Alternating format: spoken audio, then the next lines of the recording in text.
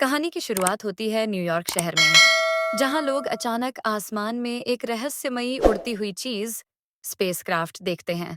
यह कोई आम अंतरिक्ष यान नहीं था, बल्कि एक उन्नत तकनीक से बना एलियन जहाज था, जो धरती की ओर तेजी से बढ़ रहा था।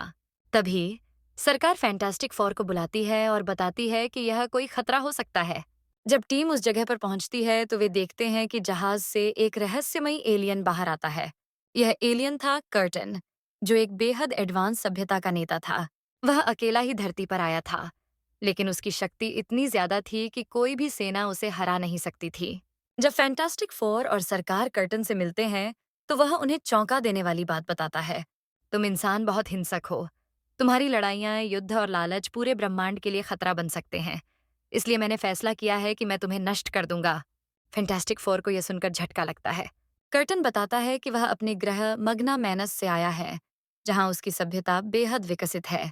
वह इंसानों को कमजोर और खतरनाक प्राणी मानता है और सोचता है कि धरती का अस्तित्व पूरे ब्रह्मांड के लिए सही नहीं है। इसके बाद कर्टन अपनी शक्ति दिखाते हुए अपनी टेलीपोर्टेशन टेक्नोलॉजी से फैंटास्टिक फोर को पकड़ लेता है और अपने जहाज में ले जाता है। अब टीम कैद हो चुकी थी और उनके पास कोई बचने का रास्ता नहीं था। अब तक फैंटास्टिक फोर ने कई दुश्मनों से लड़ाई लड़ी थी, लेकिन यह उनके लिए सबसे खतरनाक चुनौती थी। कर्टन की शक्ति के आगे उनकी ताकत बेकार थी, लेकिन वे जानते थे कि युद्ध केवल ताकत से नहीं, बल्कि दिमाग से भी जीता जा सकता है। रीड ने पहले कर्टन से बातचीत करने की कोशिश की और उसे यह समझाने का प्रयास किया कि इंसान केवल हिंसक ही नहीं, बल्कि दयालु और बुद्धिमान भी होते हैं। लेकिन कर्टन उसकी बातों को मानने के लिए तैयार नहीं था। कर्टन की नजर से बचने के लिए सुसान ने खुद को अदृश्य बना लिया और चुपचाप जहाज में इधर उधर घूमने लगी। उसे एहसास हुआ कि जहाज में एक ऐसी मशीन है जिससे कर्टन अपनी शक्ति बढ़ा रहा था। जॉनी ने अपनी आंख से कर्टन के जहाज में हल्की गड़बड़ी पैदा कर दी, जिससे उसकी तकनीक थोड़ी कमजोर हो गई।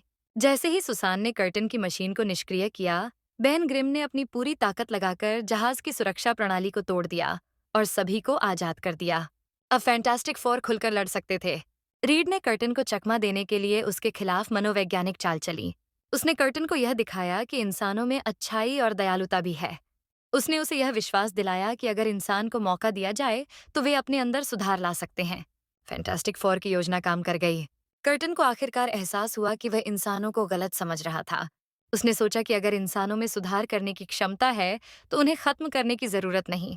इसलिए कर्टन ने फैंटास्टिक फोर को आजाद कर दिया और कहा, मैं अब तुम्हारी दुनिया को नष्ट नहीं करूंगा, लेकिन ध्यान रखना कि अगर तुमने ब्रह्मांड के लिए खतरा पैदा किया तो मैं लौट कर आऊंगा।